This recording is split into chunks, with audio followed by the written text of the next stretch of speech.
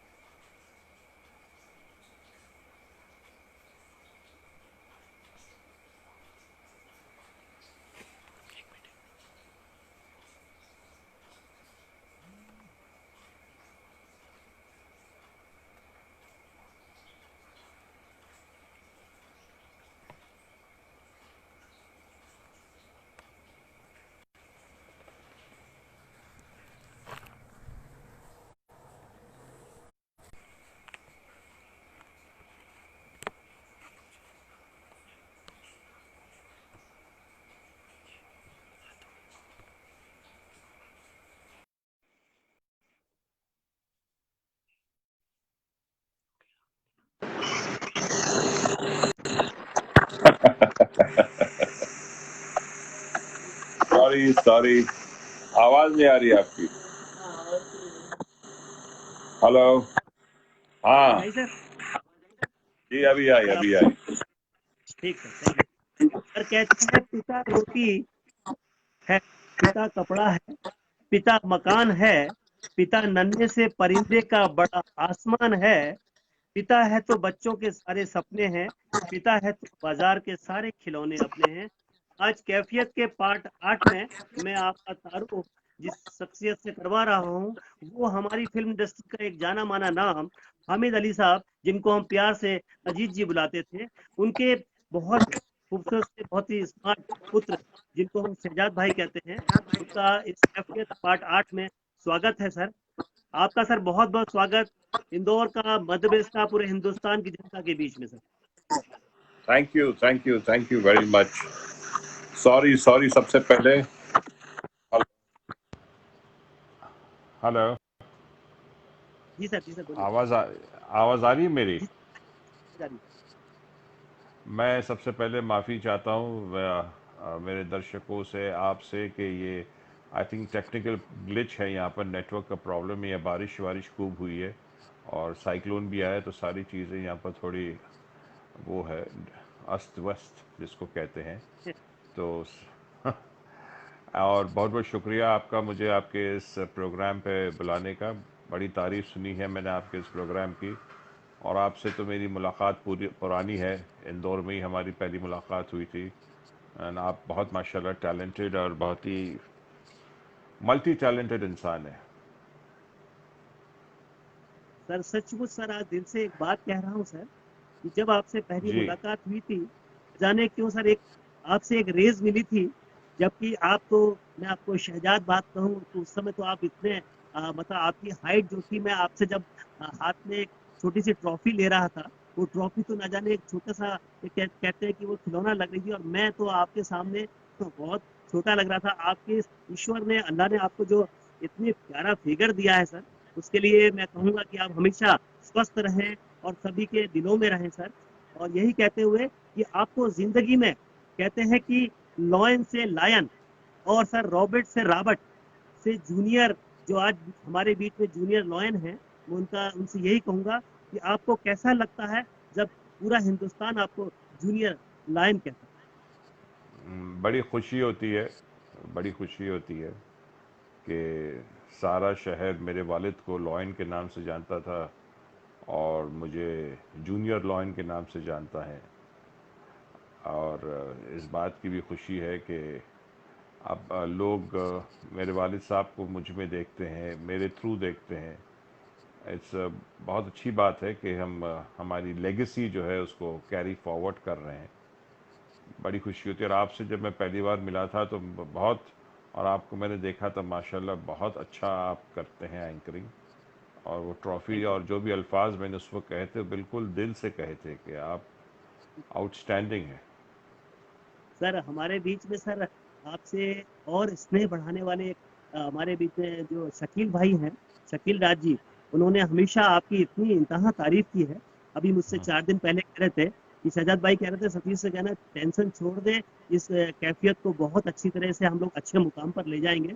उसके लिए सर मैं अपने पूरे परिवार और अपने बेटे और मैं खुद आपको बड़े भाई के रूप में नमन करता हूँ। और इंदौर इंदौर की ये पूरी आवाम आपको सैल्यूट करती है कि आप इस तरह से हमारी इंडस्ट्री में हैं, यही कहते हुए कि मेरा साहस, मेरी इज्जत, मेरा सम्मान है पिता, मेरी ताकत, मेरी पूंजी, मेरी पहचान है पिता। सर आप पिताश्री को इतने करीब मानते थे और उनको हमेशा कहते ना कि आज भी आत्मसात किए हैं पिताश्री को। लेकिन सर एक बात पूछना चाहूंगा, कहीं ना कहीं जी। जिंदगी में जवाब देते थे, उनसे डरते क्यों थे? जिसका बाप लॉयन हो, अगर उसके बच्चे ना डरे तो फिर वो काय का लॉयन। लेकिन सर डरते ये डर कैसे? डरते नहीं थे, एक्चुअली फटती थी। डर से ज्यादा कुछ हो तो उससे ज्यादा भी एक्सट्रीम जिसे कह सकते हैं। एक्सट्रीम एक्सट्रीम डर फिर भी बहुत अंडरस्टेटमेंट है। जी। मैं सबसे घर में सबसे कहते हैं ना मिस्चिवस मस्तीखोर बच्चा था। और मस्ती मेरे रग रग में भरी हुई थी। जो मस्ती करता है तो वो डरेगा ही। और प्लस वालिद साहब का एक माशाल्लाह एक परसोना, एक पर्सनालिटी ऐसी थी कि अच्छे अच्छे मतलब अच्छे अच्छे उनको देख के 2x2 हो जाती थी। तो मैं किस खेत की मुनी हूँ। तो मैं बहुत डरता था। एक सर हवा आपको बट। जब मैं छोटा था ना सर, छोटा, जी तो मेरे आप थे। पिताश्री माताश्री, जब मैं छोटा था बहुत, तो मेरे पिताश्री और माताश्री उनके बहुत बड़े फैन थे। और मुझे नहीं मालूम था कि आज मैं उसका परिवार होने जा रहा हूँ। जी सच कह रहा हूँ सर, बेशक मेरे बेशक। पिताश्री और माताश्री ऊपर से देख रहे होंगे। वो ईश्वर के नमन पास है। नमन आपके पिताश्री और आपको सर माताश्री को। ब्लेस कर रहे होंगे कि आज मेरे बेटे को आपने आशीर्वाद दिया है मुझे। और सचमुच सर, दूसरी पीढ़ी, वो पीढ़ी और उसके बाद ये पीढ़ी, हम लोग आपस में मिले हैं सर। सच ये है सर कि आपके बेटे का अभी बर्थडे था, तो जी मैंने विश जी। किया तो भी उम्र मिले सर, वो भी आप ही की तरह पूरे हिंदुस्तान, पूरी दुनिया में नाम रोशन करे सर। अल्लाह मैं करे इंशाल्लाह। सच कहूंगा सर, एक बात दिल से कहना चाहूंगा कि जी। आपके पिताश्री ने हमेशा आपको उंगली पकड़कर कठिन रास्तों को भी दिखाया है। ये नहीं कि आप सिर्फ उन रास्तों को देखे हैं जहाँ की आप कहते हैं कि वहां सिर्फ मक्खन हो। आपको उन रास्तों को भी दिखाया जहाँ पर कांटे भी थे। मुझे एक बात वाकया याद है, जब आपके पिताश्री आपको एसी कार में ले गए थे, उन्होंने उस वक्त उस जगह को भी दिखाया था जहाँ से उन्होंने हिंदुस्तान में अपने कैरियर की शुरुआत की थी। मैं यही कहते हुए आपसे चाहूंगा वो वक्त जरूर बताइएगा पूरे हिंदुस्तान के, क्योंकि इस समय जिस तरह से माहौल है, हम लोग कठिनाई से बाहर आ रहे हैं। और आपके पिताश्री जो कि हमारे बहुत आइडियल हैं, तो उन्होंने उस कठिनाई को कैसे किया था सर, मैं चाहूंगा यही कहते हुए, मुझे रख दिया छाँव में, खुद जलते रहे। मुझे रख दिया छाँव में और खुद जलते रहे धूप में। मैंने देखा है फरिश्ते अपने पिता के रूप में। मैंने देखा है फरिश्ता अपने पिता के रूप में। सचमुच एक फरिश्ते के रूप में रहे हैं वो। तो उन्होंने जिस तरह से खुद को एक एग्जाम्पल दिया था, मुझे याद है कि एक मुंबई में एक जगह थी, वहां जाके वो सर वाकई में चाहूंगा पूरे हिंदुस्तान को आज। एक्चुअली बात ये थी कि मैं मस्ती बहुत करता था। मुझे पढ़ाई से सख्त नफरत थी। तो ट्यूशन ट्यूशन देने आते थे मास्टर्स, उनको सताता था। मतलब उनसे, मतलब पढ़ाई से मेरा बिल्कुल ऐसा ना, मतलब सख्त नफरत कहे तो सख्त नफरत। लेकिन मजबूरी थी कि वालिद साहब का डंडा था सर पे, तो पढ़ना पड़ता था। तो कुछ ऐसा हुआ था कि मैंने वो जो मास्टर आया था मुझे पढ़ाने, उसे भगा दिया। उसको बोला मेरा आज मूड नहीं, चले जाओ। तो बोले मूड क्या होता है, पढ़ो। तो कुछ झिक हो गई, रो। तो वो नहीं पढ़ा मैं। तो फिर जब रात को मेरे वालिद साहब आए तो मेरी माँ ने पूरा एक लेटर पूरा बताया कि आज पूरा पूरा दिन का वो हिसाब लेते थे मेरी वालदा से कि भाई क्या हुआ आज घर में। तो बोला भाई आज तुम्हारे बेटे ने ये किया। बोला ठीक है, नो प्रॉब्लम। फिर मुझे बोला तैयार हो जाओ। मैं बोला मुझे कल स्कूल जाना है। बोले नहीं, तैयार हो जाओ। तैयार हो गए। रात को ले गए मुझे मोहम्मद अली रोड साइड, यहाँ का, यहाँ तो वहाँ पे बड़े बड़े नाले टाइप के जो नीचे लगते हैं ना ज़मीन में, वो दिखाया मुझे। बोले नाला देख रहे हो? बोला हाँ। बोले मैं जब यहाँ बॉम्बे आया था, रादर अब जो मुंबई हो गया, तो मैं इन नालों में रहा हूँ। यहाँ से मैंने अपना संघर्ष शुरू किया ज़िंदगी का। तुम्हें सब कुछ मिल रहा है, तुम्हें पढ़ नहीं सकते? तब मुझे रियलाइज़ हुआ कि वाकई में जो चीज़ मुझे मिल रही है उसके लिए मेरे पिताजी ने कितनी कुर्बानियाँ दी हैं। और बोले कि वहाँ दादा, कोई दादा था वहाँ पे जो सबसे वहाँ पर सोने का हफ्ता लेता था। तो अच्छा। मेरे पिताजी नए नए आए थे वो बॉम्बे। वो भी स्कूल कॉलेज की किताबें बेच के भाग के वहाँ से हैदराबाद से वो यहाँ आ गए थे। जी। तो इनको पता नहीं ये हफ्ता वफ्ता क्या होता है। तो आया, बोला पैसा दो। तो बोला काय के पैसे? बोले यहाँ सोने के पैसे दो। बोले तुम्हारा है क्या ये? बोले "ये तो सरकारी है"। बोला नहीं, कुछ भी पैसे दो। दोनों में झपट हो गई। मेरे पिताजी ने उसको पटक दिया, मार दिया बहुत बुरी तरह से। लहू लुहान हो गए वो दादा। दूसरे दिन जो है सब मेरे पिताजी को दादा मानने लगे। कोई उनसे चाय के पैसे नहीं ले रहे, कोई उनसे खाने के पैसे नहीं ले रहे। तो इस किस्म की चीज़ें और संघर्ष जब उन्होंने बताया तब मुझे लगा नहीं नहीं भाई, एक एक रुपया इनका बहुत मेहनत का है। और जब मैं खुद काम करने लगा, भाई देखो जब तक बाप कमाई होती तब तक आदमी को इतना पता नहीं चलता, लेकिन जब आदमी आप कमाने लगता है तब उसको दाल आटे का भाव पता चल जाता है। जब हम कमाने लगे तब मुझे पता। हमारे पिताजी ने हमें बहुत ही कठिन रास्तों पे भेजा। गाड़ियां घर में पड़ी रहती थी, हमें कहते थे जाओ बस से जाओ, ट्रेन से जाओ। मेरी उम्र क्या अच्छा। थी, 15। हाँ, जी जी जी जी। उन्होंने, क्योंकि मेरे जो ग्रैंडफादर थे वो मिलिट्री में थे, वो कर्नल थे निज़ाम की आर्मी में। तो उनको भी उसी किस्म की ट्रेनिंग मिली थी। तो उन्होंने मुझे वही ट्रेनिंग दी। और जो उन्होंने वो ट्रेनिंग मुझे उस वक्त दी, जो मुझे उस वक्त बहुत बुरी लगती थी और मतलब बड़ी शर्मिंदगी होती थी कि वो देखो वो फलाना, वो उसके पास उसकी खुद की गाड़ी है, यहाँ मैं बस की लाइन में खड़ा हूँ, या मैं ट्रेन से जा रहा हूँ, या ये हो रहा है, ये कर रहा हूँ, वो कर रहा हूँ। आज मुझे वो चीज़ें जो है वो बहुत मदद करती हैं। आज वो चीज़ें समझ में आती कि क्यों मेरे पिताश्री ने मेरे साथ वो जो भी किया। तो वो ट्रेनिंग जो है, वो सेम ट्रेनिंग मैंने अपने बेटे को भी दी। मैंने कोई चीज़ उसको, कहते हैं ना, तश्तरी पे रख के पेश, मैंने कहा बेटा मेहनत करो, क्योंकि एक्टर जो होता है वो एक वन मैन इंडस्ट्री है। अब मुझे अगर एक्टिंग करनी है तो मेरे पिताजी आके मेरे लिए नहीं एक्टिंग करेंगे, मुझे ही करनी है। चाहे मैं उनकी नकल करूं या मैं कोई किरदार निभाऊं या जो भी है। वैसे ही मैंने अपने बेटे को समझाया कि आपको खुद मेहनत करना है, रास्ता हम दिखा देंगे, चलना आपको है। घोड़े घोड़े को है ना कुएं के पास ले जा सकते हैं, लेकिन पानी पीना नहीं पीना वो घोड़े के ऊपर है।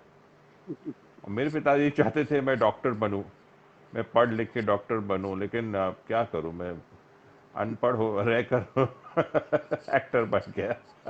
मैं अपने बड़े भाई से एक बात पूछना चाहूंगा कि मुझे, जी तक मैंने आपसे इस शो के बारे में कोई बात नहीं की कि मैं इंटरव्यू क्या होने वाला, लेकिन मैंने आपको आत्मसात किया सर। मैं आपको आज एक बहुत अपने दिल की बात बता रहा हूँ सर, कि आपको मैंने आत्मसात किया सर। कहीं ना कहीं जो बातें मैं बोल रहा हूँ सर, ना तो टीवी में है, मैंने सर आपको फील किया। और कहते हैं सर कभी आप किसी को आत्मसात कर लेना सर, वो आपके सामने साक्षात होता है, आपको सब कुछ बयां करता है। सर मैंने आपको आत्मसात किया, और सर मैंने पाया कि मेरा बड़ा भाई जो है जिस रास्तों से गुजरा है, मुझे सर जैसा कि थोड़ी सी बात मुझे मालूम है कि जब आप इंडस्ट्री में आने वाले थे तो आपने पिताश्री से बात की। उनको मैं पूजनी हूँ लेकर, तो बात की तो उन्होंने शायद आपसे ये कोई सपोर्ट नहीं किया था आपने। उसने मतलब वो जो वाकया है वो थोड़ा बताएंगे? भाई, शायद नहीं, 100% उन्होंने कोई सपोर्ट नहीं किया। उन्होंने सबसे पहले मुझसे ये कहा कि मैं किसी को फ़ोन करूंगा नहीं कि मेरे बेटे को आप काम दीजिए, और कहीं तुमको रेकमेंड करूंगा नहीं। तुमको अगर एक्टर बनना है तुम खुद जाओ, स्ट्रगल करो, तुम्हारे में अगर काबिलियत होगी तो तुम बन जाओगे। तो मैंने भी वो बात ठान ली। मैंने कहा मैं भी अपने पिताश्री से किसी को फ़ोन नहीं कराऊंगा। और फोटोज़, दोस्तों से पैसे इकट्ठा करके अपना फ़ोटो सेशन कराया। फिर हर ऑफिस में जाता था मैं फ़ोटोज़ लेके, भाई मुझे काम करना है। और सबसे लास्ट में मैं बोलता था मैं अजीत साहब का बेटा हूँ। वो जब वो बोलता था तो फौरन मुझे, हाँ हाँ, मैं पहले कभी नहीं कहता था मैं, नहीं मैं एक्टर हूँ, मुझे एक्टिंग करनी है, ये है वो है। और आप जब नए होते हैं तो लोग यहाँ पर आपकी बहुत वो टिंगल भी लेते हैं, बहुत आपके साथ मजाक मस्ती भी करते हैं। अच्छा अमिताभ बच्चन का सीन करके बताओ, या वो करके बताओ, आपके साथ खेलते हैं, खिलौना समझते हैं आपको। तो वो सब चीज़ों के लिए वो सब चीज़ें जो है आदमी को बर्दाश्त करनी पड़ती है। और एक्टर को बर्दाश्त का बड़ा बड़ा ही बर्दाश्त का मादा रखना पड़ता है। ना अपने सक्सेस से किसी आदमी को, एक्टर को कैरिड अवे होना चाहिए, क्योंकि सक्सेस बहुत छोटे वक्त का होता है, बहुत मुख्तलिफ है। और ना ही अपने फेलियर से उसे डिसहार्टिन होना चाहिए। यहाँ पर सिर्फ एक ही फॉर्मूला चलता है सतीश जी, वो है लगे रहो, बस लगे रहना पड़ता है। इंग्लिश में एक कहावत है, the more you kick the more I will bite. Really ये रियली। आप जितना मुझे ठोकर मारोगे मैं उतना पलट के आप पे वार करूंगा। और इसी में एक्टर की ग्रोथ भी होती है, अंदर बर्दाश्त करने का मादा आपका बढ़ता जाता है। आज इतना मतलब जो भी अभी भी हम सीख ही रहे हैं, ऐसा कोई नहीं, हम ये नहीं कह रहे कि हम मुकम्मल हैं, हम आखिरी सांस तक हमारी सीखते रहेंगे। लेकिन आज हम थोड़ा बहुत इतनी सेंस आ गया है हमारे में कि अगर कोई हमारे पास आता है तो हम उसकी बॉडी लैंग्वेज से समझ लेते हैं ये क्या चाहता है, ये क्या किस मकसद से आ रहा है, या किस इससे आ रहा है, किस काम से आ रहा है। तो ये सब चीज़ें बहुत काउंट करती है। और मैं तो कहूँगा कि मैं अपने पिताश्री का जितना शुक्रिया अदा करूँ उतना कम है। क्योंकि उन्होंने, कहते हैं ना, सोना तपने के बाद ही सोना बनता है। वो जो हमें तपाया वो बहुत काम आया, और आज तक काम आ रहा है, और मेरे ख्याल से मरते दम तक काम आएगा। सजाद भाई एक बात कहना चाह रहा था, बातों में निकली है ये इंटरव्यू, शायद लिखा हुआ नहीं है, ये दिल की बातें मैं आपसे दिल की कर रहा हूँ सच। ये एक मेरे सामने मेरा बड़ा भाई बैठा है, मैं उससे एक दिल की बात कहना चाह रहा हूँ सर। मुझे जहाँ तक मुझे पता है कि एक पिता का संस्कार हमेशा बेटी पे जाते हैं। पिता ने इंडस्ट्री कुछ दिन के लिए इसलिए छोड़ी थी कि वहां पर वेट करना पड़ता था, प्रॉब्लम थी, डायरेक्टर मिसगाइड करते थे, हीरो आते थे मिसगाइड होते थे। उन्होंने उससे अच्छा है कि मैं इस इंडस्ट्री को कहीं ना कहीं छोड़ दूं, उन्होंने ऐसा किया था। वो संस्कार जहाँ तक मुझे मालूम है कि वो आपने लिए हैं, और आज इंडस्ट्री में आप सबको बहुत सम्मान देते हैं, ये भी मुझे मालूम है। और वक्त से जाना, टाइम की वैल्यू आप हमेशा रखते हैं। और क्या होता है, बेटे के अंदर पिता का कंपेरिजन भी किया जाता है। तो ये कहाँ तक आपको प्लस में मिला या माइनस में? लेकिन अब जो थोड़ा सा माहौल बदलता हूँ कि एक आपको गिफ्ट मिला, लॉयन मिला, आपको गिफ्ट मिला, मोना शब्द मिला, आपको गिफ्ट मिला, रॉबर्ट शब्द मिला, और कहीं ना कहीं आपको ये आवाज जो उन्होंने दी है, आपने कहा कि पिताश्री ने अगर मुझे कांटे दिए हैं तो उन्होंने आपको आवाज दी है। यही कहते हुए बात को यही आगे बढ़ा रहा हूँ कि आवाज कहाँ पर आपको ये फायदा करी कि खुद की खुदा की उसके गले में अजीब कुदरत है। खुदा की उसके गले में अजीब कुदरत है, वो बोलता है तो रोशनी सी होती है। ये सच है कि हमारे जो हमारे मेरे पूजनीय, मैं तुम्हारा मेरा पिता तुल्य जो हमारे थे अजीत भाई, वो जब बोलते तो लगता है कि रोशनी सी होती थी, पूरा हॉल पूरी, समझिए कि वो लगता था कि वो मूवी ही उनकी हो जाती थी। और जो उन्होंने इंग्लिश के शब्दों को उर्दू में जो दिया है, वो कहीं ना कहीं आपके पास है। तो ये आपके लिए बहुत बड़ा प्लस पॉइंट था, या कहीं ऐसा तो नहीं हुआ कि कॉपी वाली कहीं आपको स्कैम लगी? देखिए, दोनों चीज़ें हैं, प्लस माइनस, हर चीज़ में प्लस और माइनस होती है। प्लस पॉइंट ये रही कि क्योंकि हो सकता है जितने भी एक्टर्स के बच्चे हैं उनकी शक्लें इतनी नहीं मिलती बाप में जितनी मेरी शक्ल मिलती हैं। मैं चाहे जेरोक्स कहूँ, आप जेरोक्स कॉपी कहो या कार्बन कॉपी कहो, जो भी है।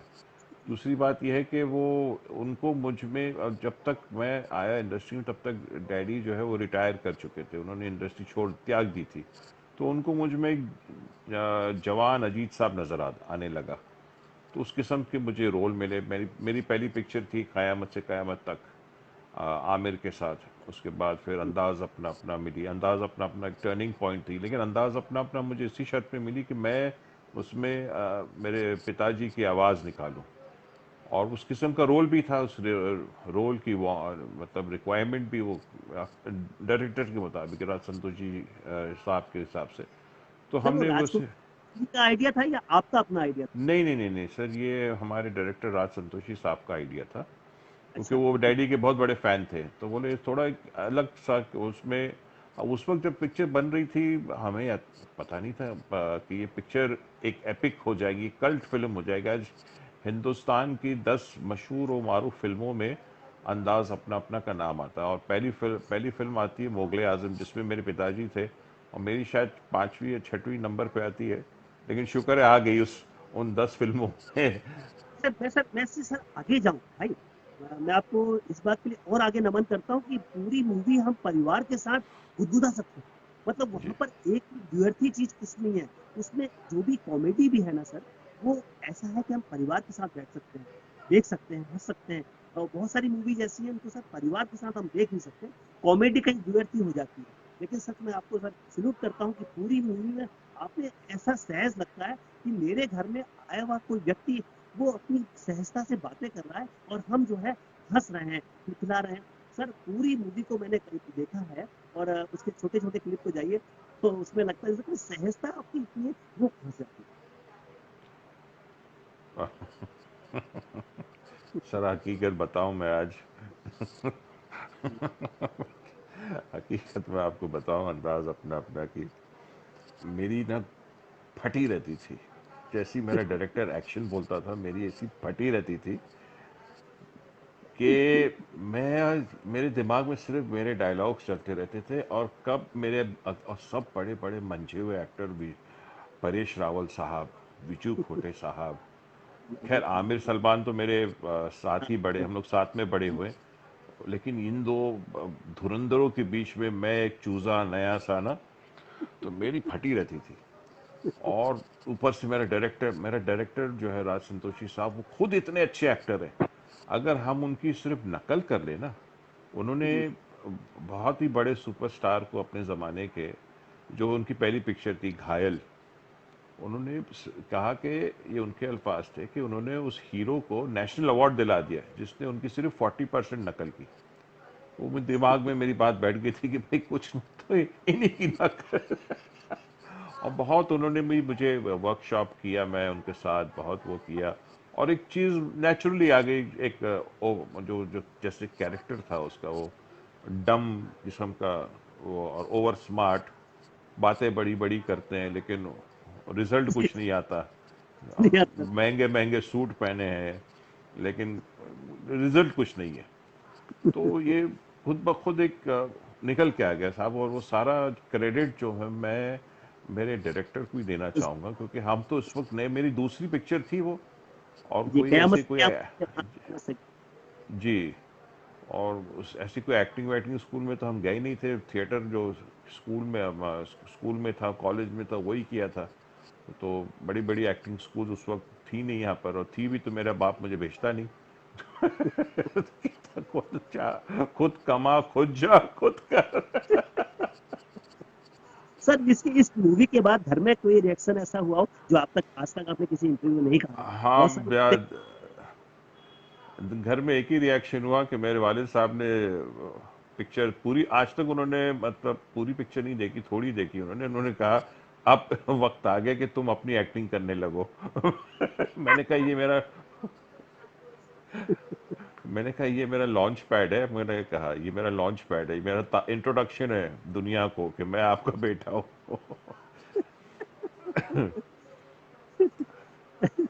लेकिन लेकिन सर मैं आपको बताऊं, उस पूरी मूवी को अगर देखें, अगर हम मतलब मैं एक बात कह रहा था कि अजीज साहब को अगर देखने कोई ऐसा व्यक्ति जिसके पास आंखें नहीं है, वो दिव्यांग है, अगर हॉल में आता है, उनकी आवाज को सुनने आता है, तो कहीं अगर वो हॉल के अंदर बैठ के अगर अंदाज अपना अपना को देखता है, तो कहीं दिल में उनके अजीज साहब, तो मेरे ख्याल से मैं समझता हूँ वो समा ही जाते हैं उस व्यक्ति को। क्योंकि जिस तरह से आपने ना सर, बहुत इजी नहीं है सर, किसी भी कलाकार की कॉपी सब करते हैं, लेकिन आपने तो सर वहाँ पेश किया था, मतलब कॉपी नहीं की थी आपने, आपने सर वहाँ रख दिया था अजीज साहब को और ये बताया था कि कलाकारी भी ऐसे भी होती है। जी सर, नकल के लिए भी अकल चाहिए। शुक्र है अल्लाह का ये कि ऊपर वाले ने थोड़ी बहुत दी है, जो जिसके सहारे आज तक चल रहे हैं और आगे भी चलते रहेंगे। सर एक पिताश्री का, अजीज साहब का एक वाक्य था कि वो जब क्लास में बैठे तो एक मैडम थी, तो उन्होंने उनसे कहा था अजीज साहब से कि तुमको ना तो पढ़ाई में तुम्हारा ध्यान है, तुम्हें तो इंग्लिश की टीचर थी, उन्होंने कहा था कि तुम या तो खेल में चले जाओ या एक्टिंग में। तो देखिए एक इंसान जिसको कहीं रास्ता दिखता है, वो तुरंत ही अपनी बुक्स लगा के भेज देता है, उसका मुंबई पहुंच जाता है। तो आपकी पढ़ाई में कुछ ऐसा वाकया आपके आज तक आपने किसी इंटरव्यू में बताया है, हुआ हो जिंदगी में ऐसा कि पढ़ाई करते करते कुछ ऐसा वाकया हो? क्लास का या मुझे तो स्कूल का या? मुझे तो रोज ही तकरीबन स्कूल में सुनना पड़ता था ये। तो पढ़ाई अच्छा। में मैं बहुत खराब था, मतलब खराब नहीं था, मुझे इंटरेस्ट ही नहीं था पढ़ाई में। क्यों पढ़ाते हिस्ट्री वैंचुअल, उसने उसने किसने क्या तोड़ा और किसने क्या बनाया, कुतुब मीनार किसने बनाया, ताजमहल किसने, उससे मुझे क्या लेना देना। मुझे अपने खेल कूद ये मस्ती से मतलब था। हाँ, मुझे शौक बचपन से था एक्टिंग का और फिल्में देखने का। तो हमारी स्कूल थी माहिम में, बॉम्बे स्कॉटिश, और पीछे थिएटर था। तो हर दोपहर में तो हम गायब हो जाते थे, क्योंकि कौन सी जो भी वहाँ फिल्म लगती थी उससे हम जाके देखते थे। और हमेशा मेरे एक्स्ट्रा कपड़े जो है वो बैग में रहते थे, स्कूल बैग में। गए जब, और छोटी सी दीवार थी तो ये ज़्यादा मेहनत नहीं लगती थी, कूद के सामने गए, कपड़े चेंज किए और जाके थिएटर में फिल्म देख रहे। उसमें इंग्लिश फिल्में आती थी, उसमें मोस्टली इंग्लिश ही लगती थी। 1-2 रुपए की टिकट होती थी, हम जाके वो देखते थे। तो सर जब भी इसमें हाइट कोई भी। एक, जैसे कि मैं शायद मेरा 6'4" है, तो बैठ जी, 6-3, 6-2, 6 6-3। तो बहुत काम आती होगी आपके दीवार की भी, आप यूं ही जी जी क्रॉस जी कर। जी जी जी। मुझे याद है जब मेरी एग्जाम्स, फाइनल एग्जाम्स थी, तो उस वक्त माइकल जैक्सन का वो थ्रिलर लॉन्च हुआ था। थ्रिलर उनका म्यूजिक एल्बम, मैं रात भर बैठ के वो देख रहा था। तो अच्छा। घर वाले बोले थे तुम्हारी एग्जाम है कि क्या है? बोले नहीं, एग्जाम तो है लेकिन ये ज्यादा जरूरी है। आप अच्छा। समझे? इस किस्म की। हेलो। हेलो। हेलो।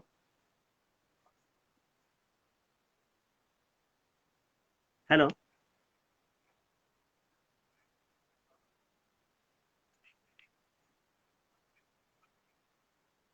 हेलो।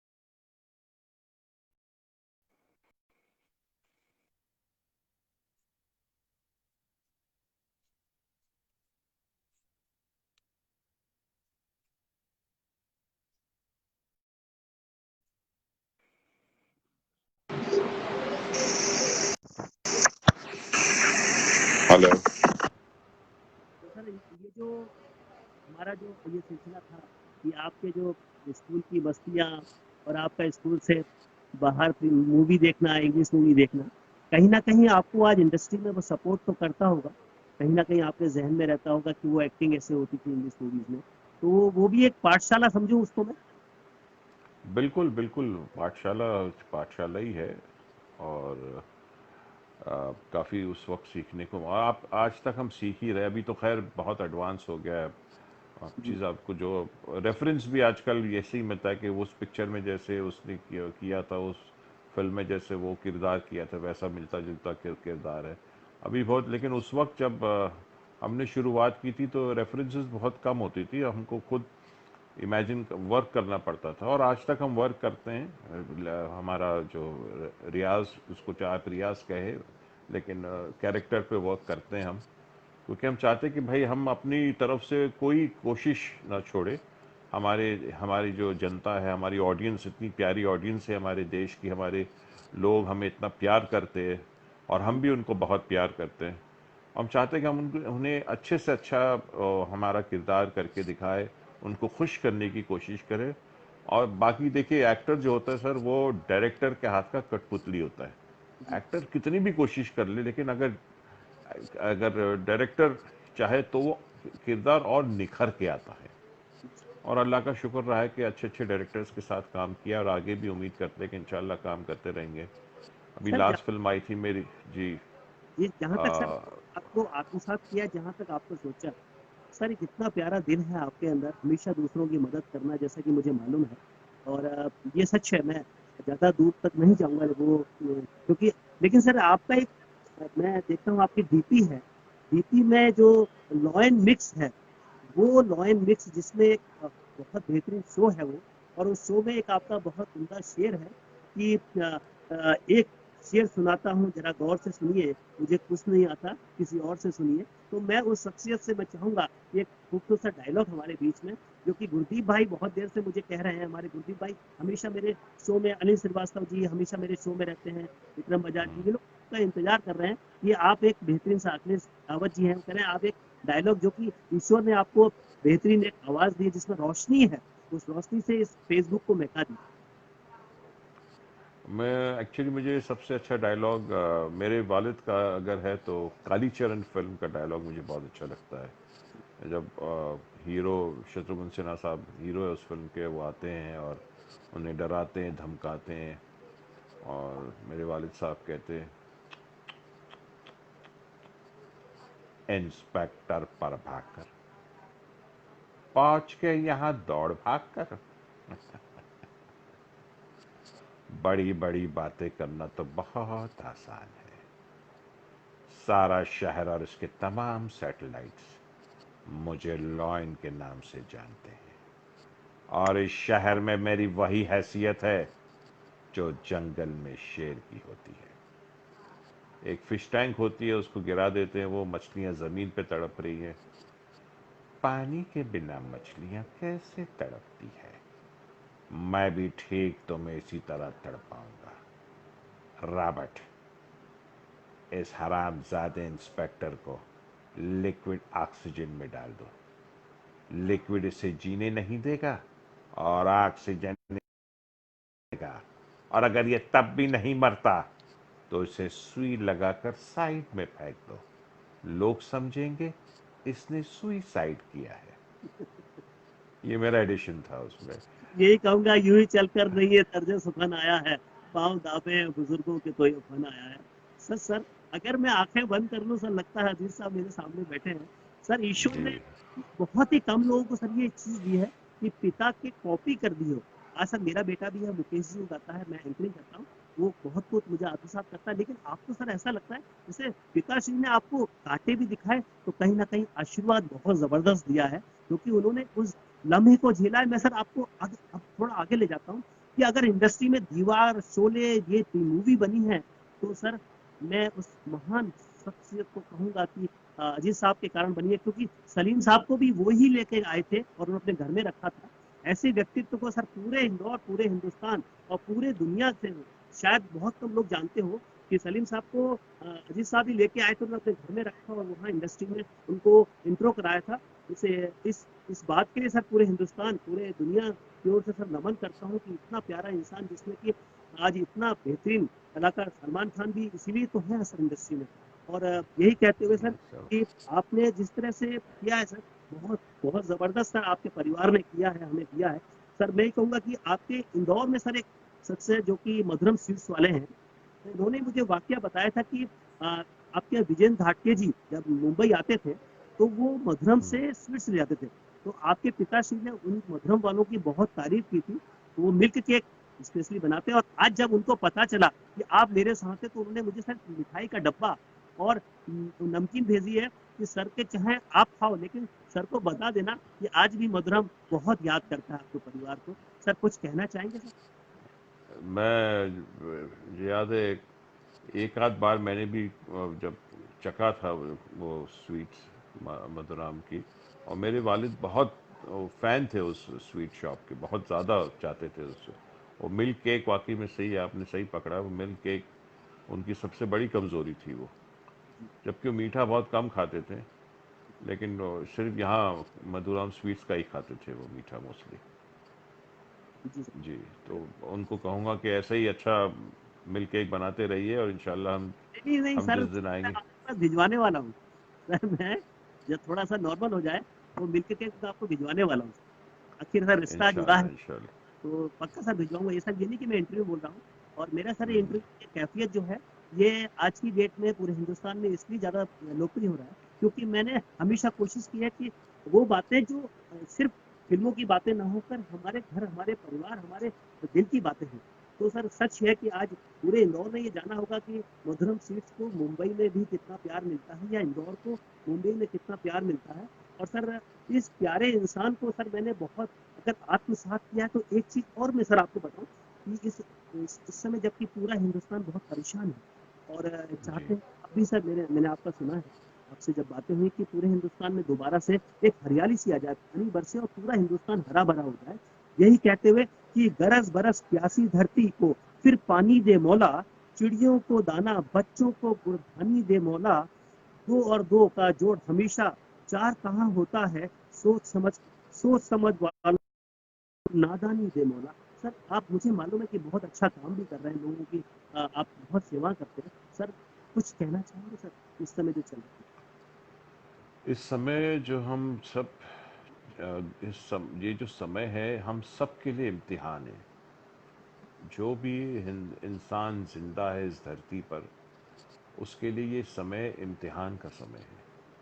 मैं आपके कैफियत के ज़रिए लोगों को कुछ ज़रूर कहना चाहूँगा कि सबसे पहले कि जो सरकार के जो आदेश हैं उसका पालन करिए, जी क्योंकि बहुत ज़रूरी है उसका पालन करना। दूसरी बात ये कि हिम्मत मत हारिए। देखिए, ज़िंदगी में उतार चढ़ाव ये आते रहते हैं। आज हमारे पास हो सकते हैं हमारी सबके काम धंधे सब चीज़ बंद है, लेकिन इंशाल्लाह ये भी वक्त गुजर जाएगा, कट जाएगा। हिम्मत नहीं है, हिम्मत मर्दा और मदद खुदा। जो हिम्मत करता है, रखता है, उसकी मदद खुदा करता है। और खुदा ने ये भी कहा है कि तुम सिर्फ मुझ पे डिपेंडेंट मत हो। आप मेहनत करोगे तो आपका रास्ता बनेगा, रास्ता खुलेगा। एक तो ये चीज़ है। दूसरी बात ये है कि मैं ये भी कहना चाहूँगा कि जो जैसे यहाँ पर बॉम्बे में और वहाँ पर जो हम न्यूज़ आती हैं, लोग जो हमारे कुछ लोग हैं, कुछ हॉस्पिटल्स हैं जिन्होंने मरीज़ों से नाजायज़ पैसे लिए हैं। बेचारे थोड़े बहुत बीमार थे, उनको पूरी तरह से बीमार करके उनको मौत के हवाले कर दिया, या ऐसा कुछ किया है इन्होंने। तो ये सब चीज़ें बंद कर दें। ये पैंडेमिक है, ये पैंडेमिक का मतलब समझना चाहिए। और इस पैंडेमिक का सारा खर्चा जो है, ये सारा खर्चा जो है सरकार को उठाना चाहिए। हम इस पैंडेमिक के जिम्मेदार नहीं, क्योंकि पैंडेमिक मतलब अचानक टूटा है। और जब जी हमारे पीएम साहब ने कहा है 20 लाख करोड़ का पैकेज, और ये तो एक तो सबसे पहली बात है पूरी दुनिया में, बाकी दूसरे देशों में सारा खर्चा जो है कोविड-19 का वो वहाँ की सरकार उठा रही है।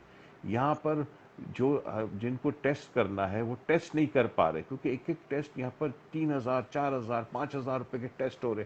कहाँ से गरीब आदमी या तो अपना पेट भरेगा या टेस्ट कराएगा।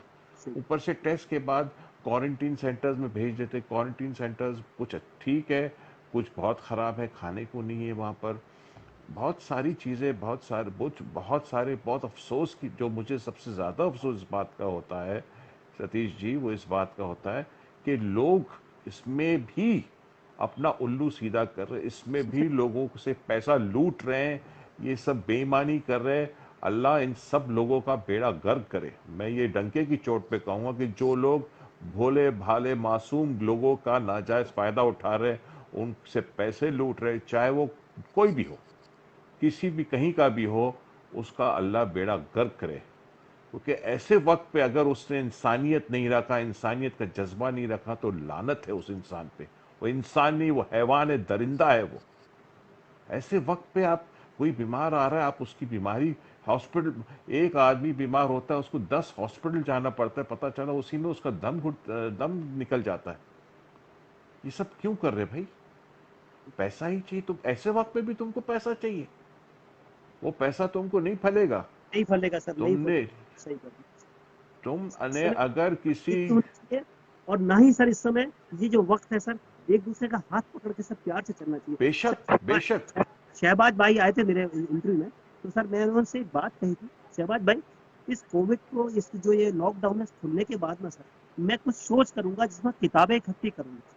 उसमें सर मैं सोचता हूँ कि कहीं ना कहीं अगर हम लोग शिक्षित होंगे ना सर, कहीं ना कहीं हमें सर थोड़ा सा और समझ आएगी कि हम थोड़ा थोड़ा सा सोचे तो सही। ये वक्त में जब इंसान सर अपने दो वक्त की रोटी के लिए मोहताज है सर, वहाँ राजनीति जी जी, बहुत सर जो बहुत गलतियां बहुत। जो गलतियां प्रशासन से हो रही है, उसके बाद इंसान ऐसी गलतियां कर रहे हैं, प्राइवेट हॉस्पिटल्स ऐसी चीजें कर रहे हैं, ये सब जो कर रहे हैं कितना गलत करें। इनको क्या लगता है ये पैसा फलेगा उनको? नहीं बिल्कुल नहीं फलने वाला। आज आप किसी के साथ बुरा करोगे, आपको यहीं उसका भरना पड़ेगा। Please sir. मैं सबसे हाथ जो, जी बोलिए। सर मैं मैं कह रहा था सबसे कि हाथ जोड़ आप के, एक सर दिल की बात बोल रहा हूँ सर, ये थोड़ा अलग से है। मेरे साथ में अभी आपके बीच में आपको देख रहे हैं डॉक्टर अरुण पांडे, जो कि मेरे रियल साले हैं। उनके अंडर में सर बहुत सारे पेशेंट हैं, अभी देहरादून में है। मेरी वाइफ भी अभी देहरादून में है पिछले 3 महीने से। वो उसकी बहुत हेल्प कर रही है। सर वो आपको बिलीव नहीं होगा सर कि वो अभी काफी वक्त से सर घर नहीं आ रहे। वो सर होटल में रह के सर इतनी सेवा में लगे हैं सर। मैं फोन करता हूँ तो मुझे मना करते हैं, बोले मुझे इस समय काम करने दो। सर ऐसे लोगों को सर सल्यूट होना चाहिए, क्योंकि सर इस समय बेशक चाहे वो बेशक प्रशासन हो, पुलिस वाले हों सर, उनको सर सच में सल्यूट होना चाहिए सर, कि उनको सर आगे बढ़ के बेशक। मतलब लोगों को सर उनको तो। मैं भी सर, मेरा कचरा वाला यहाँ आता है इंदौर में, मैंने सर उसको हार पहनाया सर। मैंने सभी लोगों को इकट्ठा किया, मैंने बहुत क्लैप अच्छा। करो।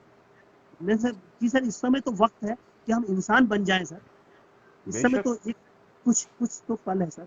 और सर आज सच बताऊं सर आपको, आज मैं अपने मैं आपको आज समझिएगा कि बड़े भाई के रूप में चरण स्पर्श से एक ही बात कहूंगा सर। जिस तरह से आप सर मुंबई में कर रहे हैं, मैं मुझे मालूम है आप मुझे नहीं बताएंगे, इस इंटरव्यू नहीं बताएंगे, आप बहुत अच्छा उम्दा काम कर रहे हैं सर। आप लोगों की हेल्प कर रहे हैं, पिताश्री के मिले हुए संस्कारों को आगे बढ़ा रहे हैं सर। पूरे हिंदुस्तान से आपको सल्यूट करता हूँ सर। आपको sir Deepak thank you. Malviya ji हैं इंदौर में, वो बड़ौदा है आजकल, वहां से आप देख रहे हैं। और घनश्याम जी पुरवा, जिन्होंने आपका पोस्टर बनाया था, वो आपको बहुत बहुत शुक्रिया कह रहे हैं कि आपने इतना बेहतरीन शो में आकर हम लोगों के बीच में हौसला अफजाई की है। सर मैं एक बात और आगे ले जाऊंगा कि सर आपने अल्लाह ने, ईश्वर ने आपको जो जिस तरह से एक फनकारी दी है, एक कलाकारी दी है, और उस कलाकारी में सर आपने कुछ लिखा भी है, आप लिखते भी हैं सर। तो उसमें कुछ मूवी बनाने का आपका कुछ प्लान है सर, कि बहुत बेहतरीन सी मूवी जिसमें कि इंसानियत को आगे रखे, कुछ ऐसा कुछ है सर आपका प्लान? मैं बिल्कुल अभी ये जो 3 महीने का जो ब्रेक मिला मुझे, मैंने काफ़ी चीज़ें लिखी है। और इंशाल्लाह मैं ज़रूर क्वारंटीन के ऊपर मूवी बनाना चाहूँगा, छोटी शॉर्ट फिल्म ही सही, जी लेकिन लोगों को दिखाना चाहूँगा कि कैसे कैसे हालात से आदमी गुजरता है, गुजरा है। कुछ थोड़ा एक मैसेज, हर पिक्चर में एक मैसेज होगी जी कि भाई ऐसा ऐसा ऐसा ऐसा हुआ है। जी लोगों के साथ बहुत तकलीफ होती है। जब हमने हमारे मजदूर भाइयों को देखा पैदल जाते हुए, हमारा दिल, कहते ना, खून के आंसू रो रहा था, खून के आंसू हम रो रहे थे। लेकिन क्या करें, दुआ के सिवा हम कुछ कर नहीं सकते। कुछ चीज़ें, कुछ जो बड़े बड़े ओहदे पर हैं उनकी भी बहुत सारी गलतियां हैं जिसका खामियाजा हम सब भरे। लेकिन जैसे आज मुंबई में एक केस आया है बाहर, कि क्लिनिक है थाना में, देखिए कैसा, कैसे कहते हैं ना, चोर चोर के पैर जो आदमी गलत करेगा उसके साथ गलत होगा। जी हमारा ये क्लिनिक का टाई अप था किसी हॉस्पिटल के साथ, कि वो नेगेटिव केस को भी पॉजिटिव का देके उनको ज़बरदस्ती भर्ती करा देती। अरे और तीन अच्छा। तीन चार चार लाख का पैकेज, 3-4 लाख का पैकेज, आज वो पकड़े गए, वो सील हो गई लैब। ऐसे सब पे चेकिंग होना चाहिए। बिल्कुल सही। जितने भी लेबोरेटरीज है जो ये चेक करते हैं कोविड की, ये सब, उनके ऊपर सब पे वो चेकिंग होनी चाहिए। और कोई इस किस्म का नेक्सस नहीं होना चाहिए। भाई तुम किसी गरीब को लूट के अपना महल कितना भर लोगे? किसी ना किसी दिन तुम्हारे वहाँ भी, आज देखिए जैसे हमारे वहाँ महाराष्ट्र में निसर्ग आया, कलकत्ता में एक दूसरा साइक्लोन आया, तो ये जी चीज़ की ऊपर वाले की मार तो पड़ेगी पड़ेगी। जी फिर जब आपकी जो इस गलत तरीके से जो आपने पैसे कमाए हैं वो सब निकल जाएंगे। जी तो प्लीज़, खुदा के वास्ते मैं सबसे रिक्वेस्ट करता हूँ कि इस वक्त सबसे बड़ा मज़हब, आज हमने भी देख लिया, सबने देख लिया, सबसे बड़ा मज़हब सिर्फ इंसानियत का है। मस्जिद, मंदिर, सबके दरवाजे बंद हो गए सिवाय हॉस्पिटलों के।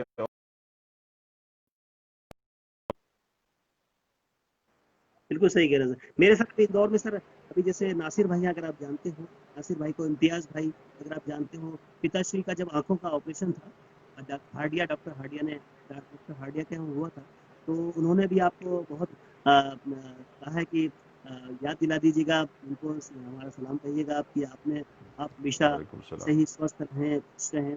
और जिस तरह से मुझे याद है कि आप इंदौर से भी बहुत जुड़े हुए हैं। मेरी तो रूबरू आपसे मुलाकात है और इतना प्यारा मुझे बड़ा भाई मिला था। मैंने उस दिन शायद आपको याद होगा मंच पे मैंने कहा भी था, इस बारे में ज़िक्र किया था और आप सच बनिए।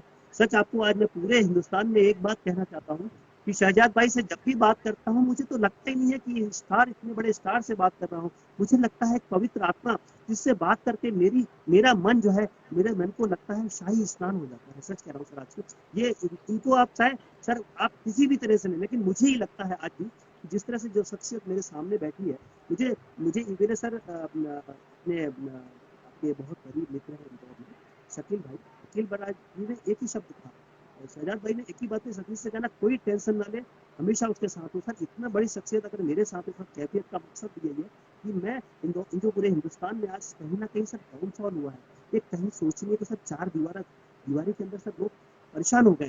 तो मेरा सर मकसद यही है कि आप लोगों जैसे लोगों को सर मैं रूबरू हो जाऊं सर। और एक सर अब थोड़ा सा परिवर्तन करता हूँ सर, क्योंकि बहुत बातें सर मैं चाहता हूँ कि कुछ आपके शेर हैं जो आप बहुत अच्छा, ये मोहिन भाई को जानते होंगे आप, इंदौर में हैं, ये उनका सलाम है आपको। और मैं चाहता हूँ सर कि कुछ आपके बहुत सारे प्रशंसक यहाँ बैठे हैं, कुछ शेर या कुछ डायलॉग जो कहते हैं कि अब तो सूखे लोग फूल से गालों पर गजल कहते हैं, हम तो सूखे निवालों पर गजल कहते हैं। तो सर मैं चाहूंगा कुछ चीजें आप। मैं यार शेर शायरी में बड़ा खराब हूँ। मुझे शेर सर वो सुनने में अच्छा। कॉमेडी कॉमेडी में बोल दीजिए, बोलिए सर, क्योंकि मैंने आप कॉमेडी। जी सर। वही वाला है कि भाई, मैं एक शेर सुनाता हूँ जरा गौर से सुनो। मैं एक शेर सुनाता हूँ जरा गौर से सुनो। मुझे कुछ भी नहीं आता, किसी और से सुनो। ये हाँ, मैं वो अंदाज अपना अपना के डायलॉग सुना देता हूँ, क्योंकि वो भी बड़े बहुत अच्छे अच्छे पंचेस थे, अंदाज अपना अपना में। जैसे वो गन लेके आते परेश रावल के पास और कहते, ये वास्को दी गामा की गन है। वो कहते, किसके मामा की गन है? ये वास्को दी गामा की गन है, निशाना लगाने की कोई जरूरत नहीं, जी नाम लेके फायर कीजिए, गोली ठीक निशाने पे जाएगी। और फिर वो बंदूक लेते हैं, हाथ में देखते हैं, और वो बैकफायर हो जाती है और उनका मुंह पूरा काला हो जाता है। तो ऐसे अंदाज अपना अपना में बड़े पंचेज है। और इनफैक्ट वो वाला भी सीन बड़ा अच्छा, बॉम्ब ब्लास्ट वाला, जो गुलदस्ते में फट हम जाते बॉम्ब डाल देते हैं और फट जाते हैं, हमारे कपड़े भी फट जाते हैं। ठीक है सर। हाँ सर, वो डायलॉग सुनाइए। भाई, जी ये बड़ा जबरदस्त डायलॉग है उसका। रॉबर्ट, हाँ, वो शरबत वाला भी सीन है जी जी जी जी। कि आज रॉबर्ट का बर्थडे है। तो रॉबर्ट बोलता है, सर मुझे पता ही नहीं आज मेरा बर्थडे। शट अप रॉबर्ट, आज रॉबर्ट का जन्मदिन है और इस शुभ दिन पर इसने एक नया शरबत बनाया, शरबत जन्नत। इसे पीते ही आदमी सीधा जन्नत के दरवाजे में पहुंच जाता है। और फिर हम सबको वो देते हैं और उसके बाद वो सीन वैसा होता है। तो ये सब है अच्छे अच्छे बंचेज उसमें। सर आप और आगे का प्लानिंग सर कुछ बताइए ना। जैसे इतना बड़ा कलाकार फनकार मेरे सामने, तो मैं भविष्य के लिए आज मैं सर दुआ मांगता हूँ सर। पूरे पूरे हिंदुस्तान दुआ मांगता है। मैं सर खजराना मंदिर है सर, वहाँ जो भी मांगता हूँ सर मुझे मिलता है। और मैंने सर आज तक अपने लिए कुछ भी नहीं मांगा वहाँ। जो भी मांगा सर, हमेशा अपने भाइयों के लिए, अपने मित्रों के लिए मांगा सर। मैं उस खजराना मंदिर से आपके लिए मांगता हूँ कि जो आपके फ्यूचर के जो प्लान है, तो वो कहीं ना कहीं उनके बारे में कुछ बताइए। भाई, फ्यूचर के प्लान तो यही है मेरा कि मैं बहुत कोशिश कर रहा हूँ, अल्लाह बस कामयाबी दे कि एक अच्छी सी एक अस्पताल खोल दूँ जिसमें लोगों का इलाज क्या बात फ्री है में सर, हो। क्या बात है। फ्री में हो जी। हो तो भी 5-10 रुपए से ज़्यादा उनको देना ना पड़े, ऐसा कुछ ना करने की मैं बहुत इच्छा रखता हूँ और पूरी कोशिश कर रहा हूँ। बाकी ऊपर वाले के हाथ में कहाँ तक मेरी वो सहायता करते हैं, ताकि लोग जो है उनकी बहुत, क्योंकि हमारे जो लोग हैं बड़े अच्छे, बड़े मासूम हैं। और यहाँ पर जो माफ़ करिए, मैं किसी एक प्रोफेशन के लिए नहीं बोल रहा हूँ, लेकिन जब आदमी बीमार पड़ता है तो सामने वाले जो है कैसा उसका नाजायज़ फ़ायदा उठाता है। तो अगर ऐसी कोई फ्री कुछ हॉस्पिटल होगी तो वहाँ पर किसी के साथ ज़्यादती नहीं होनी चाहिए, और ना कभी होगी। तो ऐसे इंस्टीट्यूट मैं खोलने की बहुत उसमें हूँ और चाहता हूँ कि ताकि कम से कम मेरे जाने के बाद लोग बोले यार कुछ अच्छा काम, एंटरटेन तो किया ही किया, लेकिन ये एक अच्छा वो दे गया, बाकी ऊपर वाले के हाथ में है। और सर आज अभी हमारे बीच में बहुत सारे दिल भेजने वाले गुरदीप भाई कह रहे हैं आज अजीज साहब की याद दिला दी। काफी मतलब मैच्योर इंसान है और उनके आगे thank you Gurdeep, thank you. है ना। और सर मेरे बीच में अनिल श्रीवास्तव जी हैं, मेरे बीच में बहुत सारे ऐसे लोग हैं, जो अनीता जी हैं जो मेरी बहन है, वो कतर से देख रही हैं आपको, कतर दोहा। अस्सलाम वालेकुम। हाँ, कतर, अच्छा, तो कतर बहुत अच्छी जगह है माशाल्लाह। और वो जीजा जी वही है कतर में, तो वो आपको देख रहे हैं। और जब वो उनका पोस्टर मेरा गया था, तो उनका बेटा जो है अभी असिस्टेंट डायरेक्टर है कई फिल्म में, कई वो काफी फिल्मों में आ गया है वो। पूना से ओके, पढ़ा है सिम्बैक्सिस से, तो काफी शहबाज खान के एक जो फ्लैट है उसमें किराए पे रहता है वहाँ पे, मुंबई में। अच्छा, शाबाश के, ओके ओके ओके। जी, तो उसका नाम है ओशिवारा में जो है उसका, हाँ। जी, जी, जी। और सर मैं आपसे एक बात कहना चाह रहा था कि गुफ्तगू जी। हमारी हुई सर, बहुत दिल की बातें हुई सर। ऐसी क्या चीज़ है सर ज़िंदगी में जो अजीज़ साहब नहीं कर पाए, और इंसान में सर वो करके सोच के भी नहीं कर पाए, और वो सर वो चीज़ आप करना चाहते हैं और उनके नाम से ही करना चाहते हैं, वो सर थोड़ा बताएँगे आप? कि कहीं न कहीं आपके अंदर भूख रहती होगी कि सतीश यार ये मुझे करना है, और अचानक ज़हन में आपके आया आता होगा, और रोज़ ही जब उठते होंगे, ये मुझसे रह गया, कहीं ये कर दिया मैंने, तो शायद मेरे जाने के बाद आपकी उम्र बहुत लंबी हो जाए। तो मुझे मेरे पिताश्री को मेरी आवाज़ से पहचाना जाता था, मुझे थोड़ा-सा इधर भी पसंद। एक्चुअली ये हॉस्पिटल ही जो है मैं अपने पिताश्री के नाम से खोलना चाहता हूँ। अच्छा, क्या बात और ये काम जो बाकी सब काम किया उन्होंने लाइफ में, और उनका है। बड़ा अच्छा तरीका था। अगर वो कुछ चैरिटी भी करते थे तो ऐसा करते थे कि एक हाथ से करे दूसरे हाथ को पता ना चले, इस जी, किस्म से उनका चैरिटी करने का तरीका था। जी, और बस ये एक ही काम उनसे नहीं हो पाया, मतलब या जो भी अपने उनके मसले मसाइल थे उसमें वो जी, रह गई ये बात। लेकिन मैं इंशाल्लाह पूरी कोशिश करूँगा और उन्हीं के नाम से खोलूँगा, मुझे अपना नाम कहीं नहीं चाहिए उसमें। बस ये कि एक चीज़ हो जाए, और लोगों की दुआओं से बढ़कर सर कुछ नहीं है लाइफ में। पैसा तो देखिए, मैं पैसे को, मेरे लिए पैसा क्या मायने रखता है? पैसा सिर्फ ज़रूरत पूरी करने की चीज़ है। अगर कुछ मुझे ख़रीदना है तो मुझे पैसे चाहिए, वरना उससे ज़्यादा पैसे की कोई अहमियत नहीं है। लेकिन दुआ, कहीं जी, लाख दवा एक जगह और दुआ एक जगह। दुआ वो काम कर सकती है जो दवा भी नहीं कर सकती है। और आखिर में हम जब यहाँ से दुनिया से जाएंगे तो क्या ले जाएंगे अपने साथ? हमारा कैरेक्टर सर्टिफिकेट, उसमें दुआ ही नजर आएगी। बैंक बैलेंस तो नजर नहीं आएगा कि आपके बैंक में कितना पैसा पड़ा है। आपने जी। लोगों के साथ क्या अच्छा किया, क्या बुरा किया, आपका वही साथ में जाना है। बाकी तो सब यहीं छोड़ के चले जाना है आपको। सर आशीष जी हैं सर सर्राफे से, वो कह रहे हैं सर कि शहजाद भाई को कहिएगा जब इंदौर आए, तो जो सराफा है जहाँ की, वहाँ की जो पूरा कहते हैं ना, वहाँ पर जो खाने का नाश्ते का जो वहाँ पर बनता है, वो पोहा, बहुत आपको शायद मालूम भी होगा। वहाँ जरूर आए, बोले हम इनवाइट करेंगे उनको, शहजाद भाई को। शहजाद भाई, आप जो अस्पताल की बात कर रहे हैं, मैं आपसे एक दिल की बात कह दूँ? जी जी, बिल्कुल कहिए। सर जब भी शुरू करेंगे ना सर, जिस दिन ओपनिंग करेंगे, तो सर मैं जरूर आना चाहूंगा सर, इस पवित्र अपने दिल से। इंशाल्लाह इंशाल्लाह, सर 100%। ये सच है कि सर, क्योंकि सर कहते हैं जहाँ से साइंस खत्म होती है, वहां से दुआएं शुरू होती है। और दुआओं का असर ये होता है सर, आपने कहा कि अस्पताल में साइंस तो होगा होगा, लेकिन दुआएं बहुत असर करेंगी।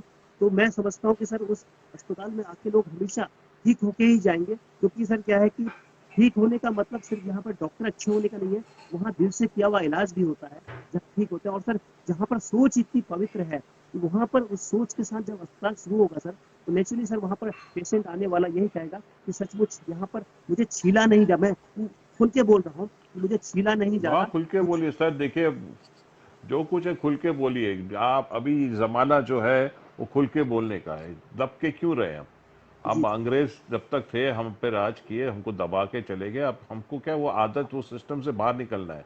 जी सर, अभी हमको किसी से नहीं दबना है। जो गलत है उसको मुंह पे बोलो, चाहे वो कोई भी हो। जी सर, चाहे वो कोई भी हो, क्या करेगा? फांसी दे देगा, उससे ज्यादा क्या करेगा? जान दे देगा, उससे जी सर, ज्यादा क्या करेगा? जान, बिल्कुल, देखिए हर आदमी जो आता है इस दुनिया में परमानेंट तो आता नहीं है। जी सर, हर आदमी अपनी डेथ सर्टिफिकेट लेके आता है, और जिसका जो वक्त मुकर्रर है उसको उसी वक्त में जाना है, ना 1 मिनट ज़्यादा ना 1 मिनट कम।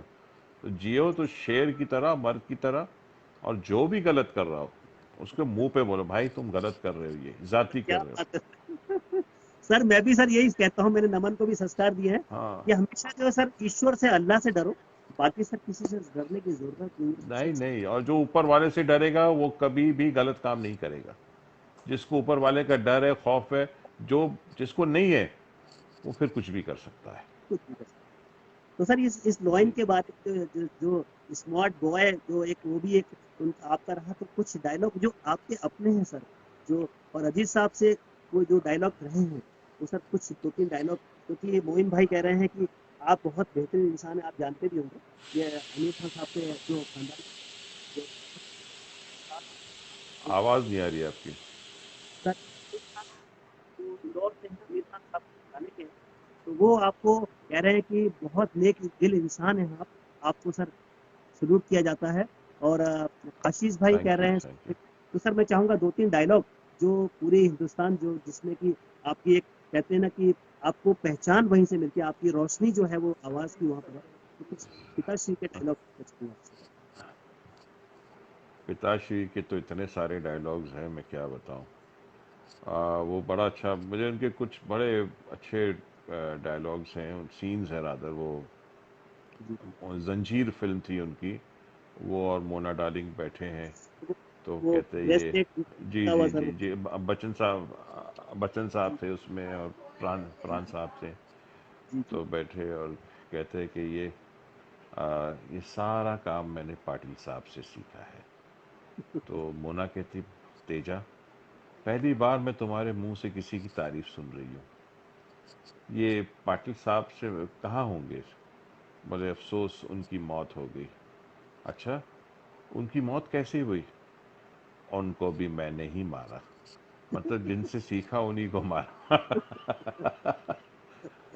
तो वो है, फिर वो राम बलराम है, आठ और बहुत नौ नंबर सारे। का जूता सर, 8 और 9 नंबर का जूता याद है आपको? 8 और 9 नंबर का जूता जो है वो यादों की बारात में। जी जी जी जी और जी। वो देखिए उन्होंने कितनी सिफत से कहा कि मैं तो बचपन से ही 8 और 9 नंबर के जूते पहनता हूँ। बताइए, बचपन से आदमी 8 और 9 नंबर के जूते कैसे पहनता है? सर लेकिन एक बात बताओ सर, कि दर्शक सर उनके उसमें इतना रम जाता था, ये तो जी आपने सोच लिया, आपने तो बचपन में देखा उनको और कुछ सोचा होगा, लेकिन उस समय सर अब मैंने जब देखी तो मूवी समझ नहीं आया कि ये डायलॉग में अब इतना रम जाते थे कि वो सोचना बंद कर देते थे कि ये हकीकत इसमें क्या है। तो वो जूते जी रखना टेबल के ऊपर, वो 8 और 9 दिखना सर। आज भी मैंने बचपन में देखी मूवी है, मैंने लखनऊ में देखी थी सर, यादों के बारात। और उसमें सचमुच मतलब कहते हैं वो सर एक पहचान बन गई थी, वो एक अलग ही कि 8 और 9 नंबर के जूते पहनने वाले वीरेंद्र अकेले थे। और सर जी। वो जो एक आपके जी सर, जैसे ये आजकल की पीढ़ी के साथ आपने काम किया, मैं समझता हूँ कि बराबर की पीढ़ी थी आमिर खान साहब और सलमान जी के हाँ, साथ। ये तो सब मेरे बचपन के दोस्त हैं, इनके साथ बड़े हुए हैं हम। क- आकाश उपाध्याय जी ये हैं और वो आपसे कह रहे हैं कि सर वो थोड़ा सा बताएंगे कि उनके साथ आपने जैसे काम किया तो कैसा लगा उनके अ, साथ।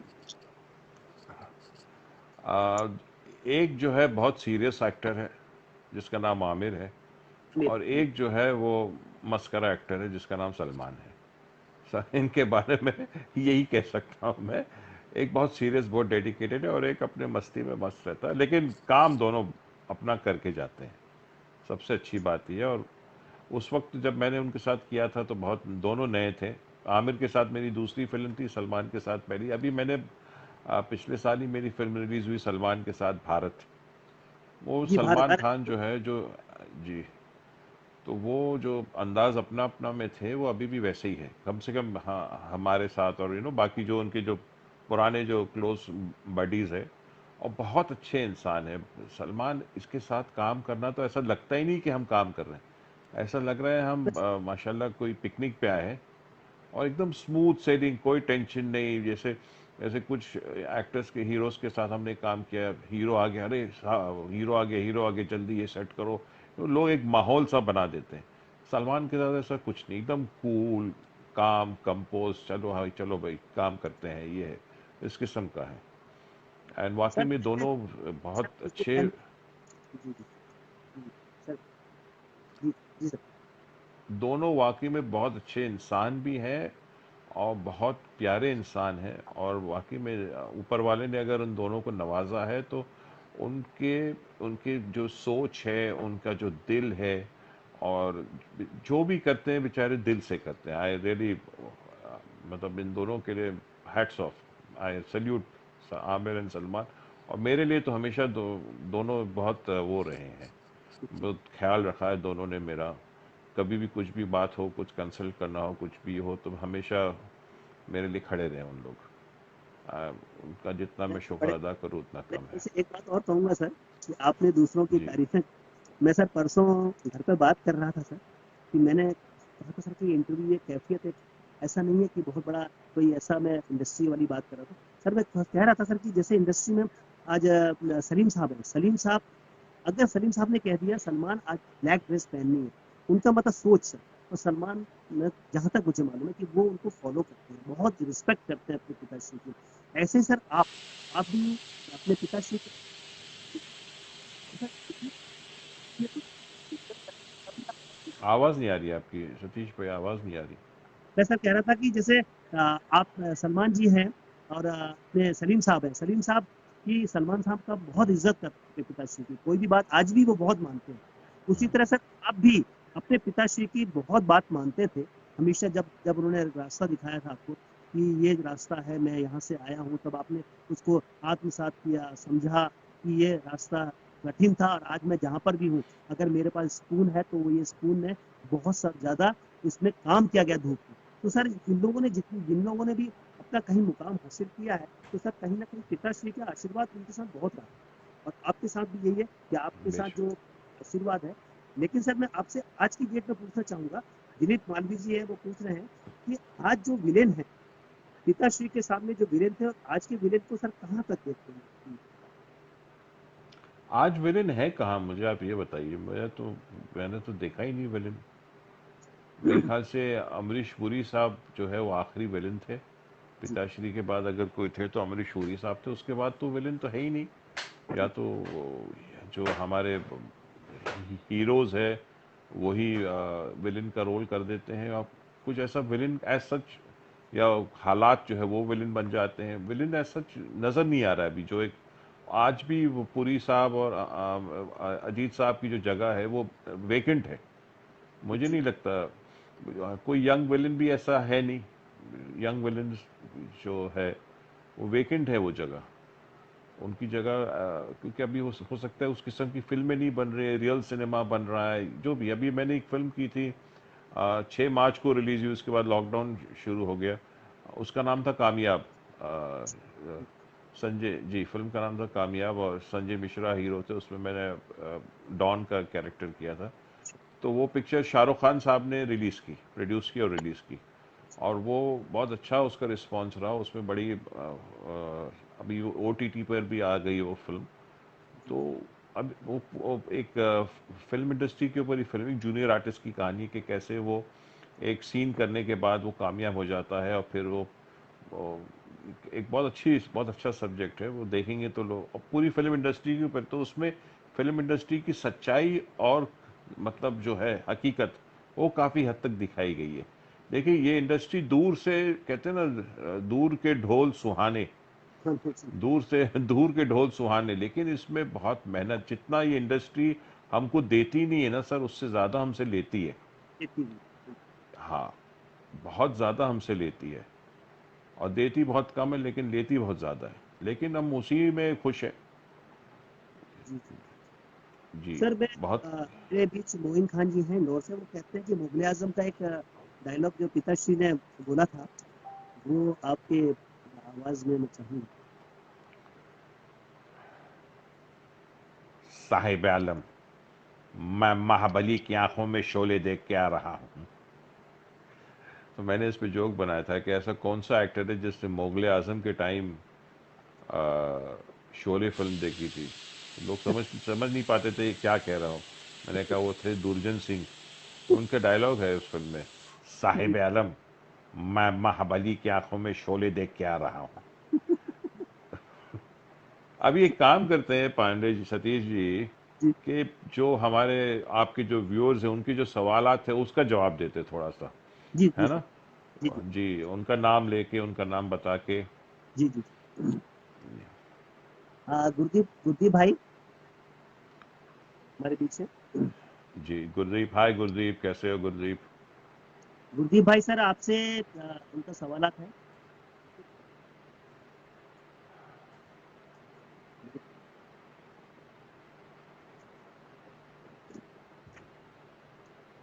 आपका सर अजय देवगन के साथ जो एक मूवी आई थी भगत सिंह, हाँ हाँ हाँ। तो उसके बारे में पूछ रहे हैं गुरदीप भाई। मुझे, मैं भूल भी गया कि मैंने एक फिल्म की थी। आकाश जी ने भी पूछा है कि वो भगत सिंह की एक मूवी आई थी, तो शायद याद जी आया जी होगा। जी, बहुत सारे भगत सिंह आ गए थे उस वक्त, दो जी तीन जी जी भगत सिंह बन रही थी। जी जी। बट मेरी उससे उसके साथ एक और फिल्म आई, अनीस बज्मी साहब डायरेक्टर थे, लेकिन किसी वजह से वो रिलीज नहीं हो पाई। लेकिन अजय देवगन इज बहुत अच्छे एक्टर है, इंसान भी बहुत अच्छे और बहुत मजाकी हैं, बहुत अच्छे इंसान है वो। तो और सर पर्दे पर तो लगता है कि बहुत सीरियस। बहुत, हाँ, वो जो पर्दे पे लगते हैं वो है नहीं वैसे, बहुत छेड़खानी मस्ती मजाक ये वो ना, very nice person, very nice person. Sir आपको बहुत सारे व्यूवर्स हैं जिन्होंने बहुत सारी चीजें पूछी हैं, और सर मेरा सर यह है कैफियत में, सर मैं जो ये प्रोग्राम चल रहा है सर आपको बता दूं ये आपका ही शो है। जी जी। और ये शकील भाई से मेरी इस बारे में चर्चा भी हुई थी कि कैफियत, तो मैं बड़े भाई को हमेशा यही कहूंगा कि सर भविष्य में सर अच्छी चीजें सर मैं चाहता हूँ कि अच्छे लोगों के साथ मिलके हमारे जो हिंदुस्तान में सर अच्छी चीजें पहुंचे, मैसेज पहुंचे, जो आपने सर हमारे आज जी, हिंदुस्तान को मैसेज दिया है कि जो है दिल से बोल दो, वो मत रोको, देखा जाएगा। ज्यादा से ज्यादा क्या होगा, आपको उस वक्त रोका जाएगा, लेकिन आपकी आवाज आवाम तक जाएगी, उस सच्चे दिल की आवाम तक जाएगी। लेकिन ऊपर वाले से, खुदा से, ईश्वर से हमेशा डरना चाहिए। आज ये मुकाम बेशक जिस तरह से बेशक। आपने आपने जिस तरह से हमारे व्यूवर्स को कहा है सर, यही कहते हुए सर आज मैं एक बात और कहूंगा सर कि आने वाले वक्त में सर पूरे हिंदुस्तान की ओर से मैं आज एक भाई, छोटे भाई के रूप में सर एक शुभकामनाएं मांग रहा हूँ कि जैसे एक आपने कहा खाली जगह पड़ी है विलेन की, तो वो कहीं ना कहीं आप, मैं चाहूंगा कि आप उसको भरने की कोशिश करें, क्योंकि पूरा हिंदुस्तान आपको बहुत प्यार करता है, सच करें। Thank you, I love my country too. मैं भी बहुत प्यार करता हूँ हमारे कोशिश करें देश सर से। तो आप जी, पूरे हिंदुस्तान को जो एक विलेन की वाकई जरूरत है, एक खलनायक होना चाहिए, खलनायक की आवाज में होना चाहिए कि अगर वो बोले तो दर्शकों की तालियां आनी चाहिए। तो याद था सर वो पहले ढक्कन फेंका करते थे, कोई भी डायलॉग अजीज साहब का डायलॉग होता था तो ढक्कन फेंकते थे कोल्ड ड्रिंक के, उसके बाद पैसे आते थे, चवन्नी अठन्नी फेंकी जाती थी, उस डायलॉग के ऊपर इंतजार होता था। तो सर मैं चाहता हूँ अब वो किसी भी कलाकार को सर तालियां सबसे बड़ी उसका एक कहते हैं कि इनाम होता है। सर वो चाहूंगा कि आप भविष्य में आपका सर वो मुकाम हो। और हमारे बीच सर अभी ये जो बड़े मियाँ छोटे मियाँ का बात बता रहे हैं, ये पूछा है मोइन भाई ने कि उसका कोई वाकया आपको लगता है कि वो कहीं हंसी मजाक बहुत हुई हो, अमिताभ बच्चन और गोविंदा जी थे उसमें, तो उसमें आप भी हाँ, थे। बहुत बड़े मियाँ छोटे मियाँ का तो ये ज़रूर कहूँगा मैं कि बच्चन साहब वक्त के बहुत पाबंद था एक्टर हैं। वो बिल्कुल टाइम पे आ जाते थे, 9 बजे की शिफ्ट होती थी, 9 बजे आ जाते थे। गोविंदा जो है वो बिल्कुल उस वक्त जो है वो वक्त पे नहीं आते थे, वो जी 9 बजे की शिफ्ट पे और दोपहर में 2-3 बजे आते थे। तो फिर जैसे ही गोविंदा साहब आ जाते थे तो लंच ब्रेक हो जाता था। फिर जी बच्चन साहब वैन में चले जाते थे, फिर गोविंदा साहब तैयार होके बाहर आ जाते। फिर बच्चन साहब 2-3 घंटे नहीं उतरते थे। तो इस किस्म की चीज़ें चलती रहती थी। लेकिन बहरहाल, जब डेविड धवन जहाँ है वहाँ तो हर चीज़ कंट्रोल, और सुपर ब्लॉकबस्टर फिल्म थी वो, बड़े मियाँ छोटे मियाँ। जी जी, बहुत सुपर बड़े सुपर सर। मज़ेदार। कॉमेडी से सर घर बच्चन, के संग के जी बारे में जी, सर। और दोनों बहुत बहुत, बच्चन साहब एक इंस्टीट्यूशन है और गोविंदा साहब भी एक इंस्टीट्यूशन है। चिची भाई हमारे, वो भी बहुत एक परफेक्ट एक्टर है। आप उनको से जो चाहे करा लो, बहुत अच्छे एक्टर हैं। मैं सोच रहा हूँ चिची भाई भी बहुत अच्छे एक्टर हैं। बच्चन साहब तो इंस्टीट्यूशन है, खैर उनकी मिसाल क्या सर दे एक सर सर आपसे लेना चाहूंगा सर बहुत जल्दी, आपको भी कहीं काम होंगे तो सर मैं हमारे बीच में दीपक मालवीय जी हैं, और हमारे बीच में गुड्डू मिश्रा जी बहुत बड़े गिटारिस्ट हैं, हमारे बीच में भूपेन जी हैं, उन्होंने एक बात पूछी है सर कि ये लॉकडाउन के बाद जैसे धीरे-धीरे ज़िंदगी जी आएगी अपनी जगह पर, लेकिन सर कुछ आप ऐसा कहना चाहते हैं क्योंकि आप सर ज़िंदगी के बहुत करीब रहे हैं, गुड्डी भाई भी आपको दिल भेज रहे हैं सर कंटिन्यू। तो वो सर मैं चाहूँगा कि कुछ हम लोगों को बीच में ऐसा बोलें कि जिससे कि हम लोग उसको आत्मसात करें, उसे दिल से सोचें कि ये बातें आज एक बड़े ऐसे इंसान ने कही जिसको हम प्यार करते हैं। अगर कुछ कहना चाहेंगे?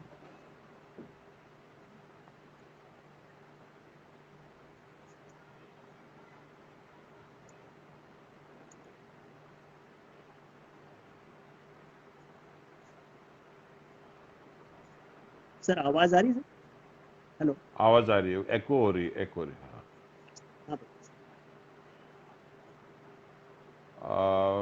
मैं यही कहना चाहूँगा कि लॉकडाउन के बाद आप लोग कोशिश करें कि ज़िंदगी जैसे आप लोग जीते थे उससे बेहतर जीने की कोशिश करिए।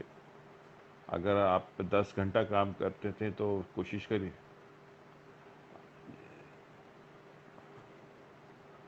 आ, बेहतर जीने की कोशिश करिए। और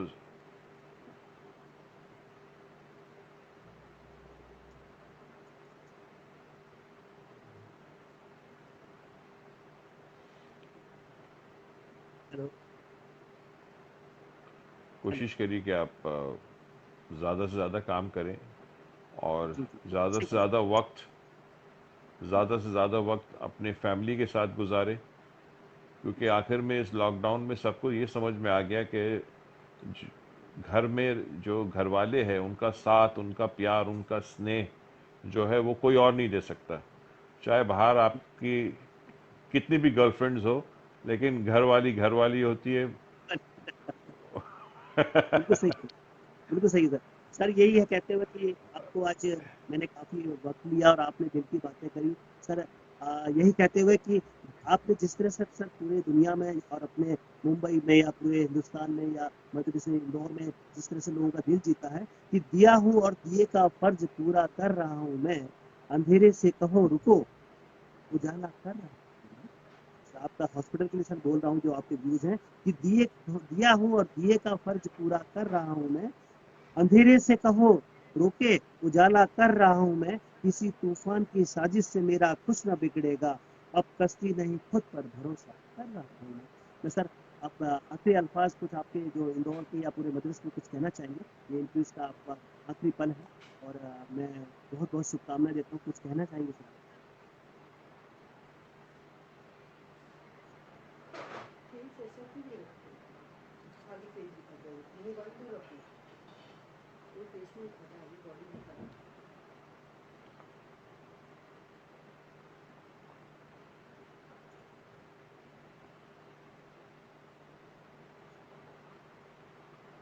यही कहना चाहूँगा कि बहुत बहुत शुक्रिया सतीश भाई आपका, मुझे आपके इस प्रोग्राम पे आपने मुझे इनवाइट किया, आपने मुझे एक हिस्सा बनाया। और तमाम देखने वालों का भी शुक्रिया, बहुत बहुत शुक्रिया कि आप लोग ने इतना प्यार दिया, इतना सम्मान दिया। And thanks a lot. बस live life king size, just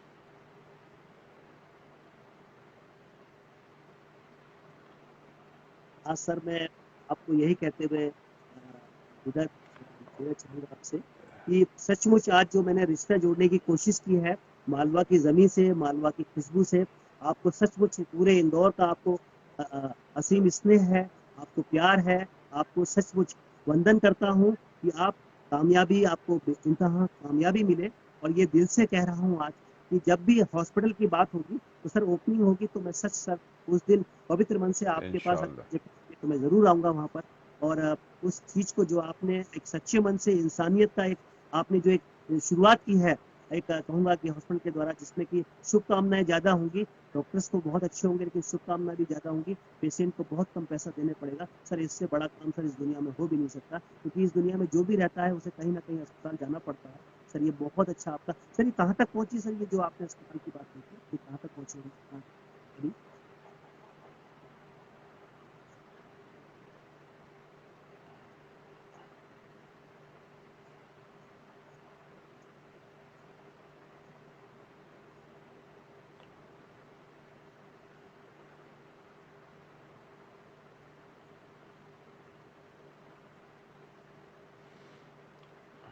अभी तो संघर्ष चालू है। इंशाल्लाह कहते हैं ना, इब्तिदाए इश्क है, रोता है क्या, आगे आगे देख होता है क्या। बहुत सर, बहुत बहुत धन्यवाद सर। आपको आज दिल से थैंक यू। शुक्रिया कहता हूँ कि मेरी इस कैफियत की महफिल में आप थे, और आपने जिस तरह से हम सबको प्यार दिया, स्नेह दिया, आपको बहुत सारे दिल और हम के आ रहे हैं। सचमुच आपने मेरी महफिल को सर खुशबू दी है, अपनी आवाज़ से जो महकाया है। सर शुक्रिया कहूँगा, और आपको चरण स्पर्श करते हुए मेरे पूरे परिवार की ओर से, नमन की ओर से, पूरे दर्शकों की ओर से आपको धन्यवाद कहता हूँ। सर इसी तरह सर प्यार बनाए रखिएगा सर, हमेशा सर। और एक इंसानियत के एक ऐसे जीते जागते एक मैंने एक फनकार को आपके बीच में पेश किया। सर शुक्रिया सर, बहुत बहुत धन्यवाद कि आपने आज सचमुच इस कैफियत को एक नया आयाम दिया है, एक नया मुकाम दिया है। ऐसे ही सर ये चलता रहेगा। लॉकडाउन के बाद भी कोशिश रहेगी सर, आप जैसे लोगों को मैं आमंत्रित करता रहूँगा। धन्यवाद thank you, love you all, love you all. Enjoy life, और ऑप्शन क्या है। जी सर, जी sir, thank you. Thank you.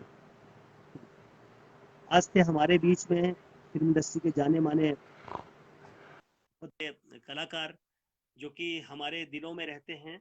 आज हमने रूबरू होकर उनसे दिल की बातें सुनी।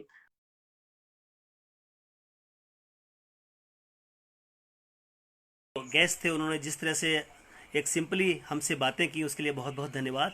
और मेरा जो अगला एपिसोड आपके बीच में आने वाला है वो है मंगलवार को हमारे बीच में एक बेहतरीन फनकारा हैं, कलाकार हैं, जिनको आप एक गाने के माध्यम से जानते हैं। मैं आपके बता दूं, पूनम झंवर जी हमारे बीच में होंगी। ना कजरे की धार, ना मोतियों के हार, ये मोहरा फिल्म में बहुत जिनका नाम हुआ था, वो आपके बीच में होंगी। 5 मिनट के अंदर आपके पास पोस्ट आ जाएगी। ज़रूर हम मंगलवार को ट्यूसडे 7 बजे हम फिर आपके बीच में मिलेंगे। धन्यवाद, आपका बहुत बहुत शुक्रिया। मैं कुछ आज लेट हुआ, ये कनेक्टिविटी नहीं हो पा रही थी, लेकिन आपने मेरा साथ दिया। आपको थैंक यू बोलता हूँ। और नीमा पलाश जी, आपका बहुत बहुत धन्यवाद। गुरदीप भाई, तुषार भाई, बहुत बहुत धन्यवाद कि आप मेरे साथ में थे। इसी तरह साथ बना के रखिएगा, हमेशा हम साथ चलेंगे। और संजय रेहाना जी हमारे बीच में, संजय लावरे जी हमारे बीच में, इनका बहुत बहुत शुक्रिया कहता हूँ कि इसी तरह हमारे बीच में चलते रहें। Thank you sir.